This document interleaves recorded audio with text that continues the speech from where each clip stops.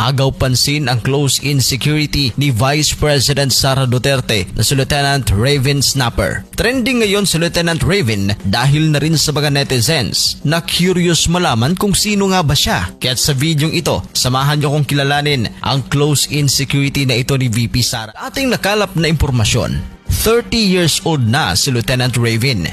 Siya ay Philippine Navy officer mula sa Cordillera Administrative Region o CAR. Siya ang youngest sa kanilang tatlong magkakapatid na parehong mga Navy officers. Nag-graduate siya bilang top class sa Philippine Military Academy o PMA sa naglahi batch of 2015. Ayon pa sa ulat, siya raw ay second cousin ni VP Sara Duterte. Si Lieutenant Raven ang palaging kasama ng Vice Presidente sa mga pinupuntahan nito at sa katunayan, kasama siya na nagpunta ni VP Sara sa The Hague, Netherlands, kung saan doon kanilang pinuntahan ang dating Pangulo na si Rodrigo Duterte. Kitang-kita siya palagi sa likod ni VP Sara at kapansin-pansin ang kagwapuhan at sinitong security ng ating Vice Presidente na umakit sa puso ng netizens. Napapansin ang close-in security na ito na palaging naka-face mask pero hindi ito nakaligtas sa mga netizens dahil marami din palang kuha ito na walang suot ng face mask. Bukod sa mga nagko-comment para sa dating Pangulo at kay VP Sara,